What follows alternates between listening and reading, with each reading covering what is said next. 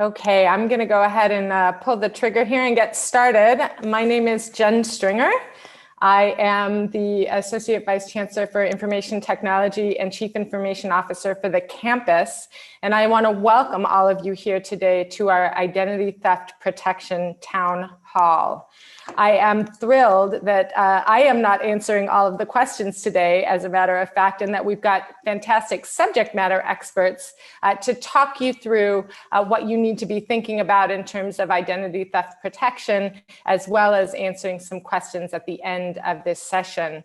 Allison Henry, our Chief Information Security Officer, is with us. Anthony Joseph, our campus cyber risk responsible executive and Chancellor's professor in electrical engineering and computer science. In his CRE role, he reports to the Chancellor and oversees the implementation of system-wide cybersecurity policies. And we have Scott Seaborn, our campus privacy officer as well. Next slide. I do want to sort of at the outset state that the goal of this town hall is really to provide you all with information on how to take advantage of credit and identity monitoring services so that all members of our community can protect yourselves. Since the management and investigation into the incident that I'm sure we are all aware of is ongoing at the Office of the President, unfortunately, we're not going to be able to answer questions in this particular webinar about the incident itself or the University of California's response. The Office of the President has asked us to share these website links on the next slide with additional information. We encourage you all to visit these pages and learn more about the incident. These links will be periodically updated as new, in fact, they're being updated daily. It's not even periodically as new information becomes available to share. So I really would encourage you to check those links on a regular basis. And when questions during the webinar are asked that pertain to the incident, we will actually share those with the Office of the President for further FAQ development. So we actually got over 100 questions ahead of this seminar, and those are the ones that we're using for the Q&A at the end of this. And we did actually refer a number of the questions that came in that we are not going to be able to answer in this forum today on to the Office of the President for further FAQ development. So I hope that makes sense.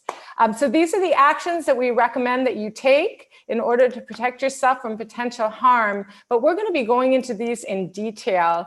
And so the first area that we're going to be spending some time on is what are the threats to your identity and why does it actually matter? And Anthony Joseph is going to walk us through that. Anthony. Thank you, Jen. And good morning, everybody. So let's start with what is identity theft. Identity theft happens when someone steals your personal information and uses it without your permission. That is, they assume your identity. Thieves can run up your credit accounts. They can get new credit cards. They can apply for medical treatment or a job. They can even file a fraudulent tax return using your Social Security number. All of this being done in your name. They can use your identity to commit crimes and provide your information when they're arrested. So identity thieves can cause a lot of damage and cost you time, money, and patience to repair and recover from an identity theft. Next slide, please. So what are some of the warning signs that your identity was stolen? So if you see mistakes on your accounts or in your medical statements, or you have regular bills that go missing, or you start getting calls from debt collectors for debts that aren't yours. It also can include receiving a notice from the IRS or California Department of Revenue. Also calls or mail about your accounts in your child's name. Next slide, please. So how does identity theft happen? Well, identity thieves will steal your information from trash or from a business. You know those credit card application forms that we all get in the mail and we throw away? Well, you shouldn't just throw them away. Invest in an inexpensive shredder, crosscut shredder, and shred them before throwing them away. In fact, any documents that you want to throw away, you should shred first, because that's one of the ways that identity thieves can steal your identity. They can also use phishing attacks to trick you into revealing information. If your wallet or purse is stolen, in addition to worrying about your financial loss, you should also worry about the risk of identity theft because they may have your address and birthday and other information from your driver's license.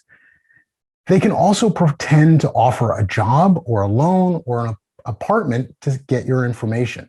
So you should always be wary when you see an ad on social media for those types of things. So for example, LinkedIn and Facebook.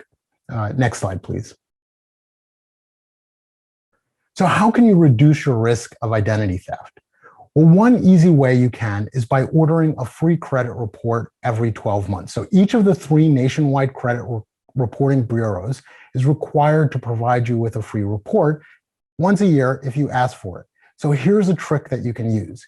Schedule those every 4 months for each of the agencies. That way, every 4 months, you can check on any accounts that you have.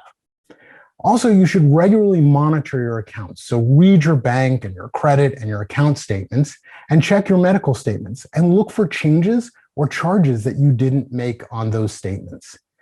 Be alert for bills that don't arrive when you expect them. So set reminders every month for when you expect to see your bills. If you don't see them, contact your account provider rather. Follow up if you get account statements that you didn't expect. And also make sure that you respond quickly to notices from the IRS or the California Department of Revenue. Okay, so at this point, I'd like to turn it over to Scott, who's going to talk about credit.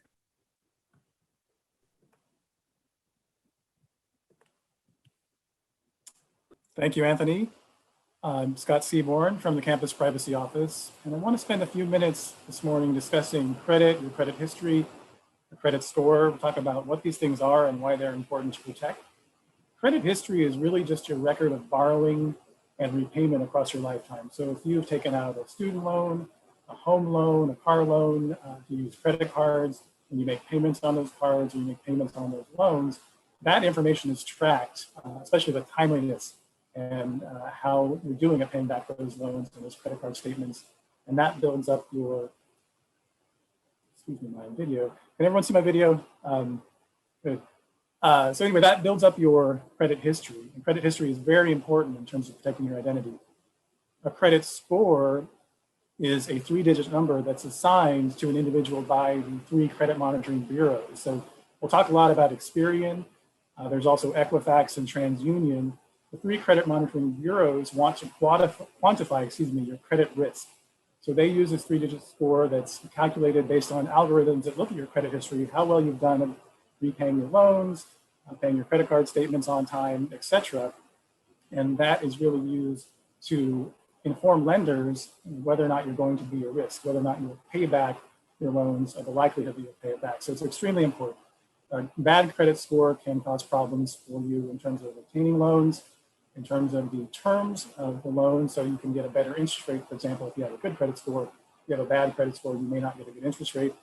And one thing that a lot of people don't think about is employment opportunities. So a bad credit score can actually impact your ability to be employed. So for example, if you're applying for a job and the employer is running a background check on you, many times that background check will include a review of your credit history and your credit score. So a bad credit score, bad credit history can impact your employment opportunities. So moving on to the next slide, we'll discuss some tools that you can use to protect your identity. The first tool we're going to talk about is a credit freeze. So a credit freeze is a tool that you can use to prevent unauthorized individuals from taking out a loan or a credit card or a line of credit in your name or using your identity. What a credit freeze does is it works with the 3 different bureaus to put a hold on your credit report. Your credit report contains your credit history, your credit score, a lot of information about your credit. When someone goes to apply for a loan or take out a line of credit in your name, if there's a hold placed on your credit report, then the lender can't access that information, and typically they won't make the loan. So it's really good to make sure that you put a credit freeze in place if you're concerned about identity theft, especially, for example, if you hear from Experian that your social security number and other information has been posted online or been compromised, you may want to take advantage of this opportunity. The other item that you can use, other tool you can use to protect yourself, is a fraud alert. A fraud alert ensures that banks, credit card companies, and other lenders will confirm your identity, make sure it's you before they issue a loan or a line of credit. I also wanted to mention that none of these items, these tools will impact your credit score. So if you utilize a credit freeze or fraud alert, it's not going to lower your credit score, just the fact that you're doing that. Additionally, if you're concerned about your retirement accounts, your investments, Fidelity, for example, you can work with Fidelity to put a fraud alert on your Fidelity retirement account. So even though Experian might not be able to help you with, if you log into your Fidelity retirement account, you can actually ensure that a fraud alert is placed on your retirement account, and you can even freeze your account so that no withdrawals can be made from that account. Now I'm going to pass it on to Allison, who's going to talk about some of the tools that Experian has specifically to help you protect your identity. Thank you, Scott. So a little bit about Experian. Scott talked about how there's 3 major credit bureaus. Experian is one of them. So they collect credit histories on everybody in America, and then those histories can be accessed in order to decide your credit worthiness and what you can qualify for.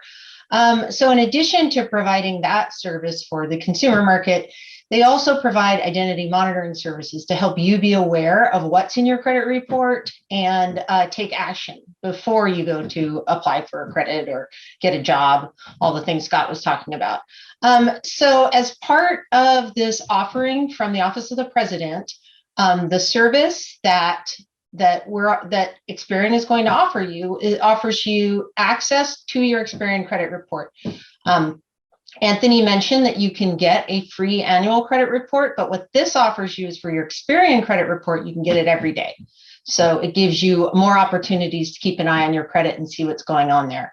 It also provides you with the opportunity to provide information, and then the Experian service will check to see if any of that personal information about you is showed up on the dark web, because this is something that attackers do. And all the dark web is areas of the internet that aren't searchable on Google. It's where cyber criminals share information, trade information, buy and sell information about you.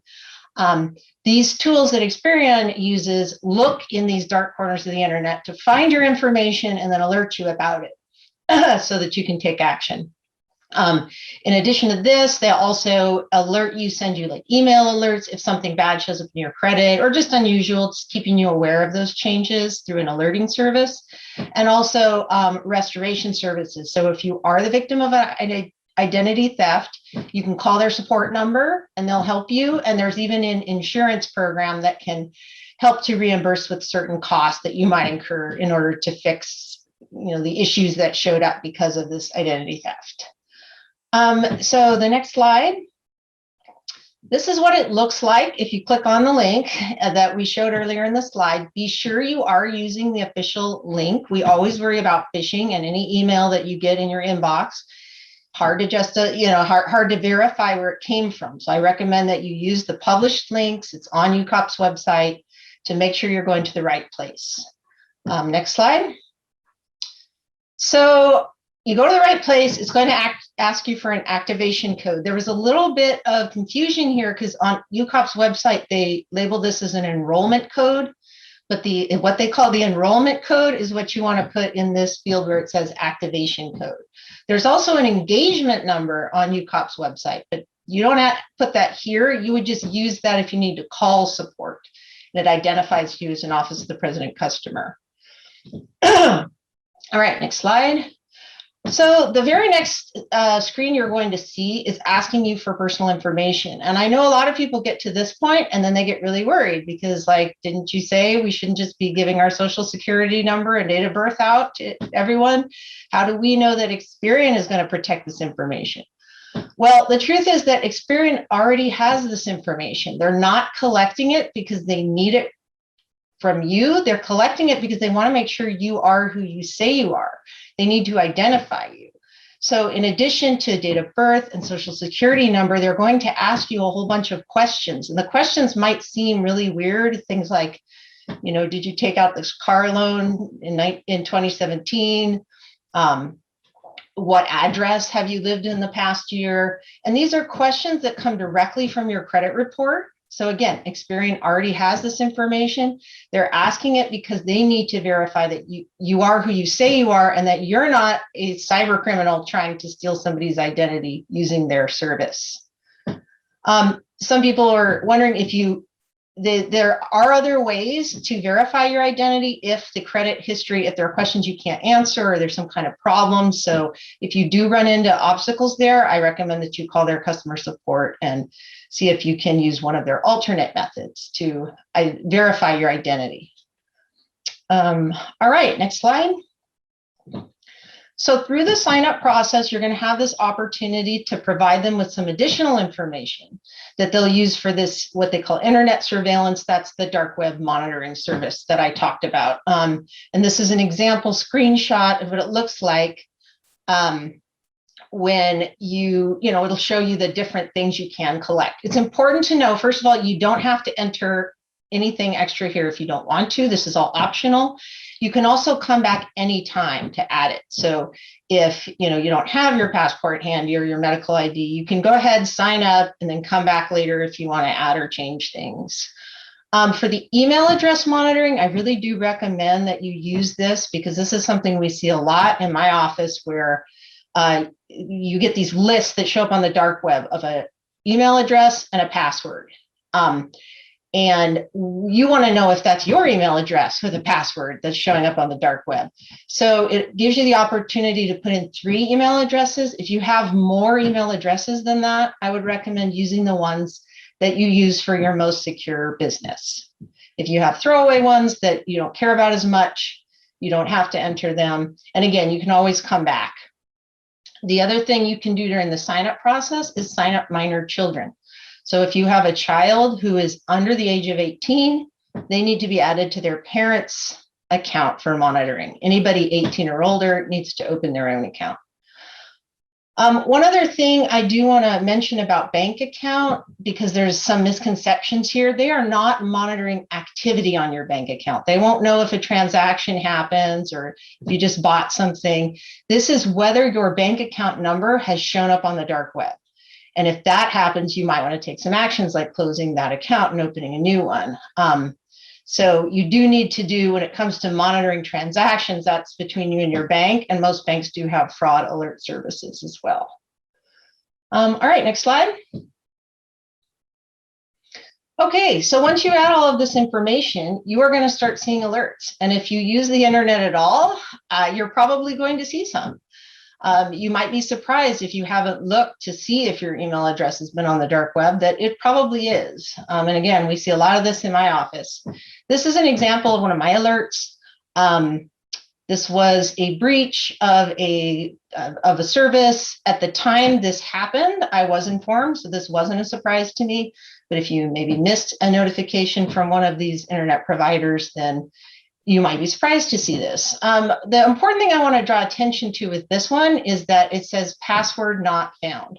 So that means that MyFitnessPal was breached. Their list, email addresses, and names of their users was leaked, but not the passwords to their site.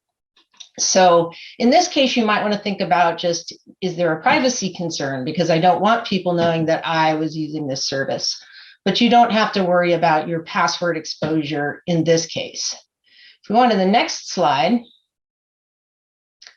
So this is another alert where you'll see where it says password, it says password found. That means for this service, both the email address, my full name, and the password I used was exposed in this incident. Again, I knew about this because I follow the news on password breaches. And so I was aware, and I went immediately and changed my password for this site. But again, if you missed these alerts when they first came out, the most important action you need to take here is go to that website and change your password. The other thing you need to be aware of, if you use that same email address and password on a different site, the cyber thieves will try your email address and password on anything that they can. We see this all of the time in CalNet, where somebody uses their Berkeley account to sign up for a service like this, uses the same password as their CalNet passphrase on this service, and then attackers get into their account by reusing this password. So this is a really good example of why it's important that you use a unique password on every site. We have a LastPass Premium free to the campus, so that helps you manage all those multiple passwords because nobody can remember 10,000 passwords. And then it also can help you in this case to make sure you change the password of any site where you used this compromised password. You might see some other alerts as well. So if your social security number was exposed at some point in the dark web, you might see an alert like that, your driver's license.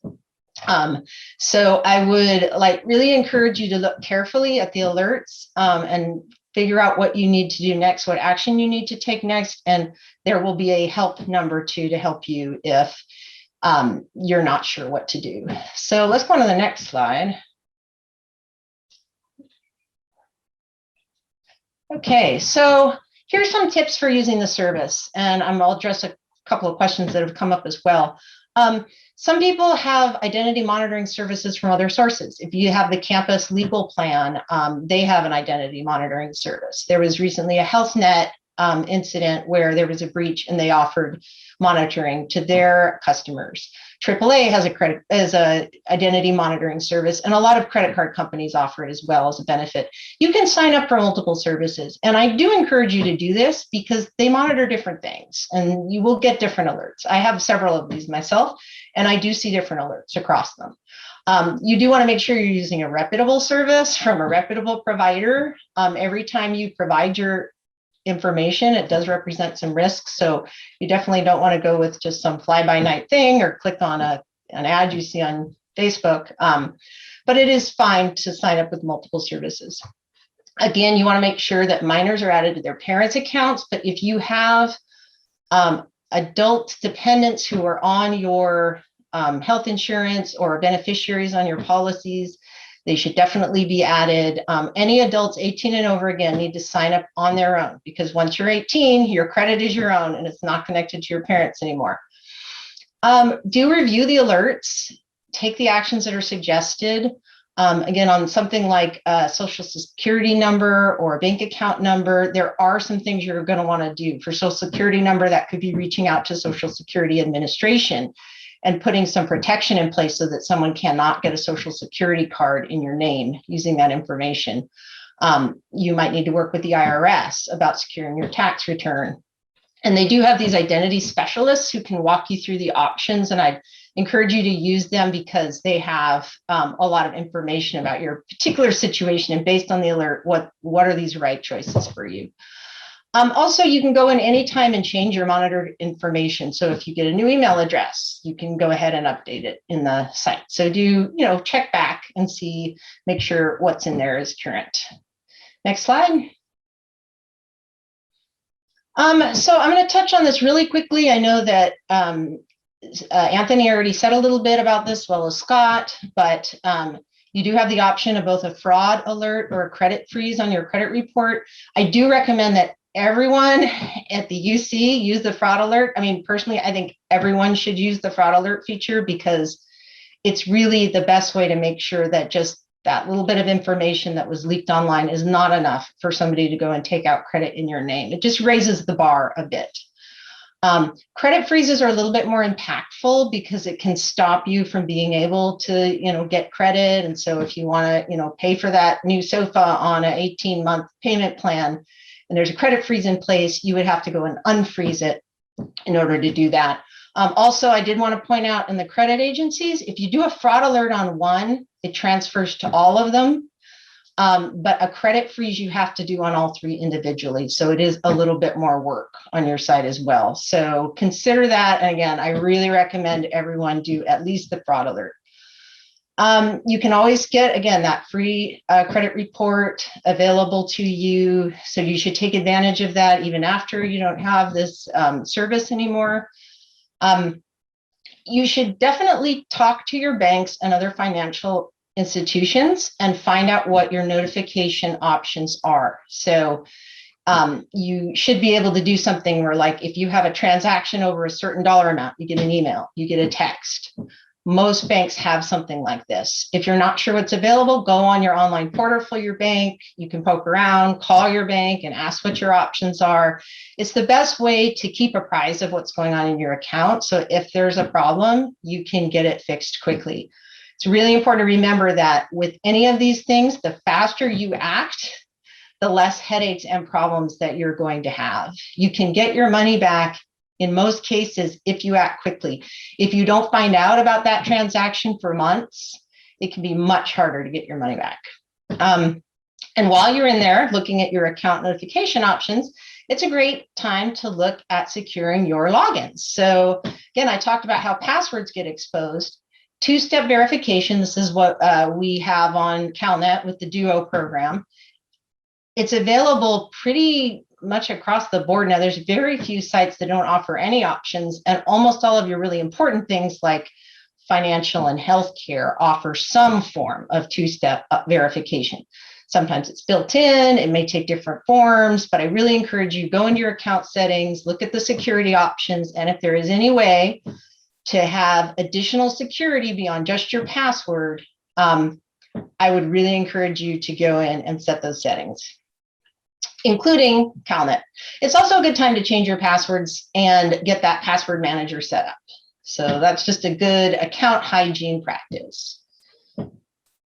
Okay, next slide. Okay, so this has been a lot of information, and I know we've been moving forward through this really fast. So I did want to just take a minute to step back and give you like the 3 main takeaways that I would like you to know and take as your action items when this presentation is over. The first is sign up for the credit monitoring. The Experian service is available to you. You can use the code, gives you an opportunity to really look into your credit report, see what's there, set up the alerts, and resolve any issues that might be, from years ago where your email account was exposed, a password was exposed, and you never knew about it. The second one is monitor your finances. If somebody does try and get a hold of your money, your best chance of getting that money back and stopping any further abuse is to know about it quickly. So again, look at ways you can set up an alert if you hit a transaction over a certain amount, and any other kind of protections your bank offers. Maybe you can say, certain things should not be available on my account online, and transactions over a certain amount need to be in person in the bank. There are different options that you should look at. And then again, security on your accounts. I know we've been doing a lot of this for the campus with the passphrase reset. We're going through a process right now where everybody goes in and changes their CalNet passphrase. We have LastPass available. So go ahead and get those passwords updated, get them in LastPass. And then if you do have one of these email and password exposures, it won't allow attackers to get access to your most important stuff. Great. So I think I'm going to turn it back over to Jenn for some Q&A. Absolutely. Thank you, Allison. And I need someone to undo my video. We got a lot of questions from all of you. Over 100 questions were sent to the form that we asked people to fill out to send us questions ahead of time. We actually took a lot of those questions and worked the answers into this presentation. So I really hope that how many? Over 1,000 people who are on this webinar right now, and the people who are taking a look at this on streamed YouTube, got many of their questions answered because we really did take a look and try to answer as many questions as possible actually within the presentation.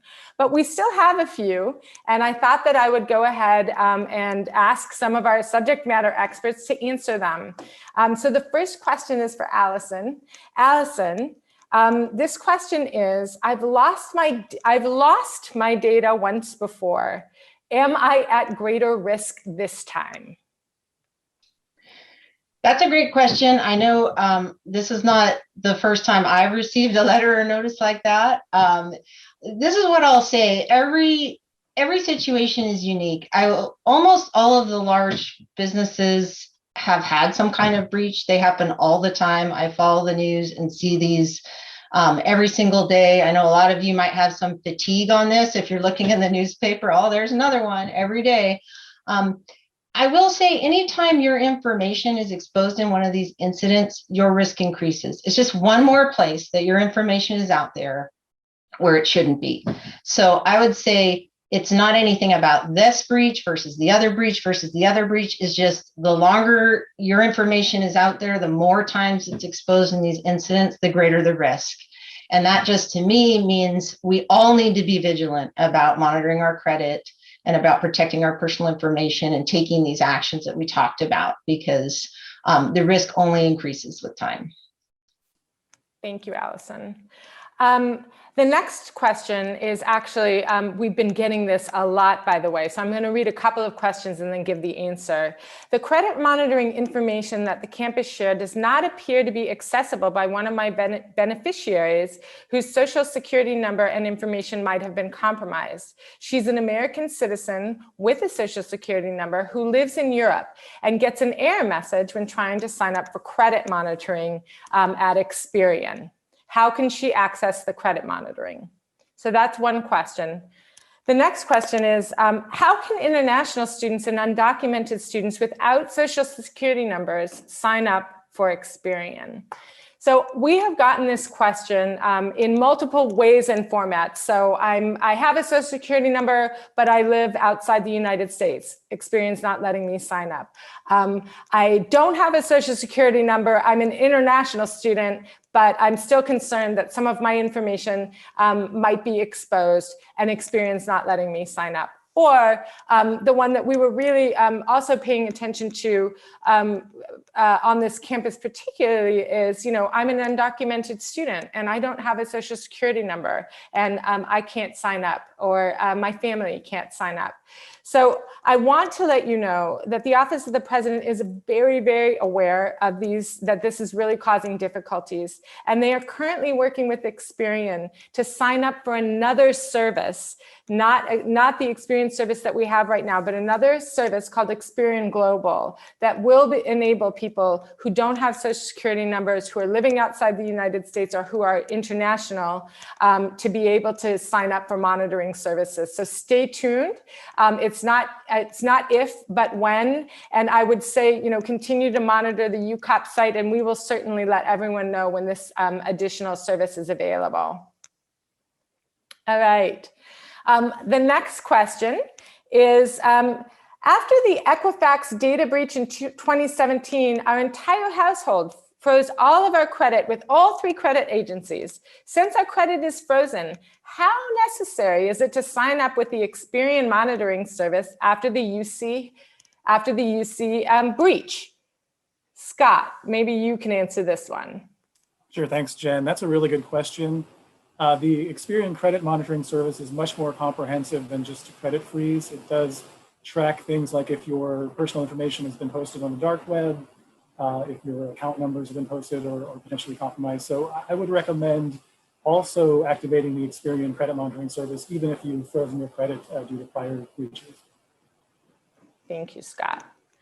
All right, the next question that came up frequently was, how can those who don't have any credit history protect their social security number? For example, a child or someone who doesn't have any credit history at all from from their information getting misused online. Allison. Great question. So first of all, again, if you're a minor, 17 and under, it's important that the parents add that person to their monitoring service.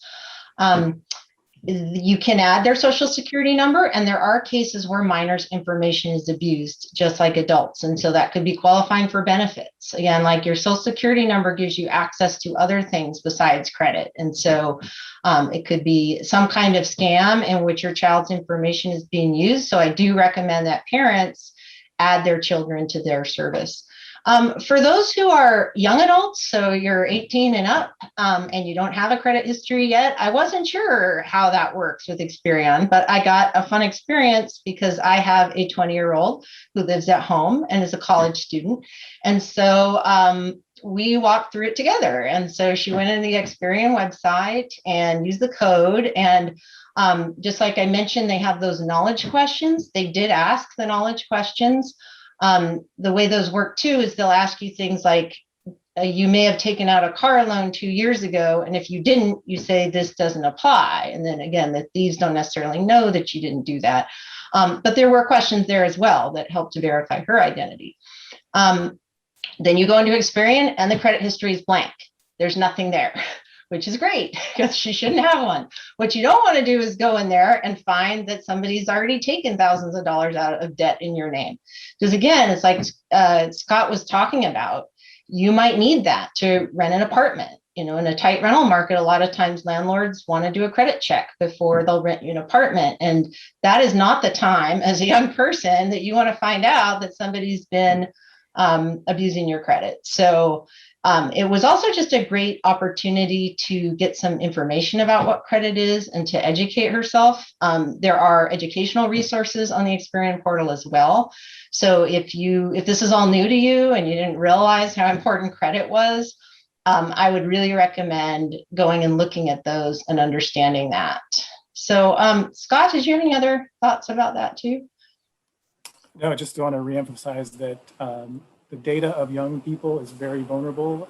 Hackers and criminal actors usually want to take advantage of someone who doesn't have a credit history because they can build it and take advantage of that. So I totally agree with you. It's very important to do the Experian credit monitoring for your young adult dependents. So the next question actually is that I'm, believe it or not, getting in my email as we speak, which is, where are we going to make these resources available? This was a fantastic talk, yay. But I want to be able to go back, and are the slides going to be made available? So at the end of this talk and at the end of the QA session, we're going to put a slide back up that actually tells you the website where you will be able to find a copy of this video, as well as the slides and more information about how you can protect your credit. Before we end the QA, I wanted to sort of say, I've already signed up for Experian, and my very first experience with it was looking at my email and having 30 or 40 messages about exposure.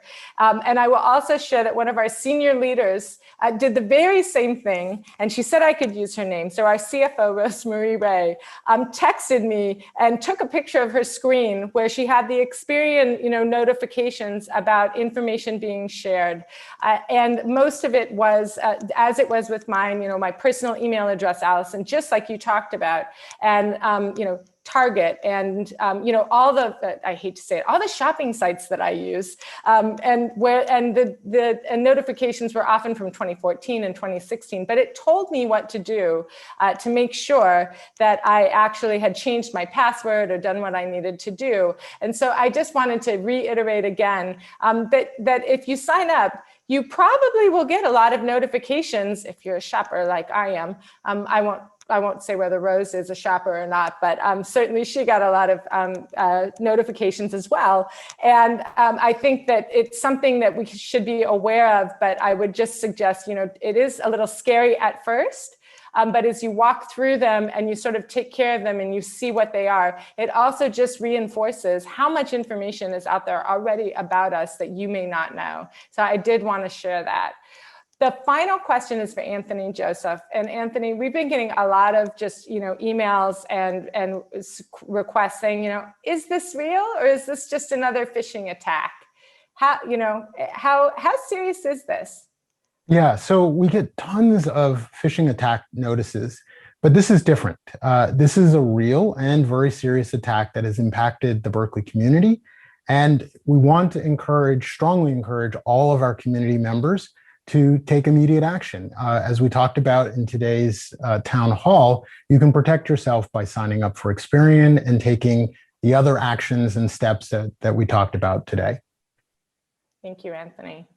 So I'm going to ask that we finish off with that slide, and we'll leave it up for a little bit so people know where they'll be able to find this information afterwards. And I really, really want to thank our panelists today, Allison, Scott, and Anthony, for walking us through how we can protect ourselves, how important this is, and answering a lot of questions that I know that people have as they've been reading about this event and honestly reading about other serious security issues as well. So with that, I will also thank all of you for attending, and we will end this town hall. Thank you.